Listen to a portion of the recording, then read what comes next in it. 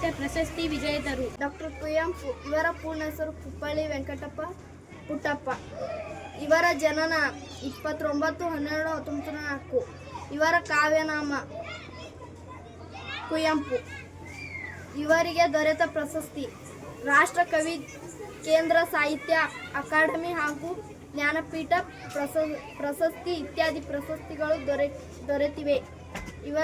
ಇವರಿಗೆ ಶ್ರೀ ರಾಮಾಯಣ ದರ್ಶನಂ ಕೃತಿಗೆ ಜ್ಞಾನಪೀಠ ಪ್ರಶಸ್ತಿ ದೊರಕಿದೆ. ಮರಣ 11/11/1994. ಡಾಕ್ಟರ್ ದ ರಾ ಬೇಂದ್ರೆಯ ಪೂರ್ಣ ಹೆಸರು ರಾಮಚಂದ್ರ ಬೇಂದ್ರೆ. ಜನನ 31/1/1896. ಕಾವ್ಯನಾಮ ನಯದಂತ. ಇವರ 4 ತಂತಿಗೆ ಜ್ಞಾನಪೀಠ ಪ್ರಶಸ್ತಿ ದೊರಕಿದೆ. ಮರಣ 26/10/1980.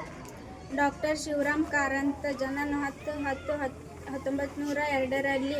ಬಿರುದುಗಳು: ಕಡಲ ತೀರದ ಭಾರ್ಗವ್, ನಡೆದಾಡುವ ವಿಶ್ವಕೋಶ. ಇವರ ಮುಖಜ ಕನಸುಗಳು ಕೃತಿಗೆ 6 ಕಾದಂಬರಿಗೆ ಜ್ಞಾನಪೀಠ ಪ್ರಶಸ್ತಿ ದೊರಕಿದೆ.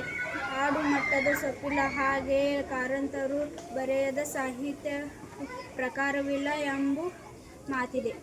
ಡಾಕ್ಟರ್ ಮಾಸ್ತಿ ವೆಂಕಟೇಶ ಅಯ್ಯಂಗಾರ್. ಇವರ ಜನನ 6/6/1891. ಇವರ ಕಾವ್ಯನಾಮ ಶ್ರೀನಿವಾಸ. ಇವರ ಚಿಕ್ಕ ವೀರ ರಾಜೇಂದ್ರ ಕೃತಿಗೆ ಜ್ಞಾನಪೀಠ ಪ್ರಶಸ್ತಿ ದೊರಕಿತು. ಇವರ ಮರಣ 6/6/1986. ಇವರ ಬಿರುದುಗಳು: ಮಾಸ್ತಿ, ಕನ್ನಡದ ಆಸ್ತಿ, ಸಣ್ಣ ಕಥೆಗಳ ಪಿತಾಮಹ. ಡಾಕ್ಟರ್ ವಿನಾಯಕ ಕೃಷ್ಣ ಗೋಕಾಕ್.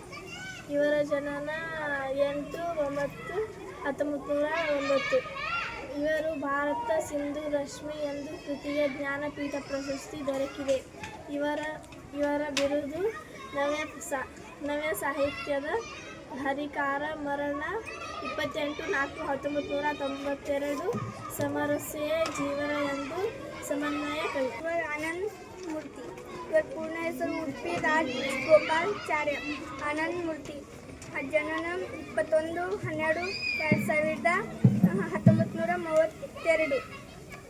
ಇವರು ಕನ್ನಡದ ಸಮಗ್ರ ಸಾಹಿತ್ಯ ಜ್ಞಾನಪೀಠ ಪ್ರಶಸ್ತಿ ದೊರಕಿದೆ. ಇವರ ಮರಣ 22/8/2014. ಡಾಕ್ಟರ್ ಗಿರೀಶ್ ಕಾರ್ನಾಡ್.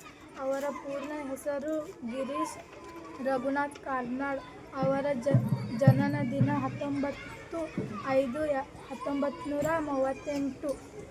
ಅವರ ಕನ್ನಡ ಸಮಗ್ರ ಸಾಹಿತ್ಯಕ್ಕೆ ಜ್ಞಾನಪೀಠ ಪ್ರಶಸ್ತಿ ದೊರೆತಿದೆ.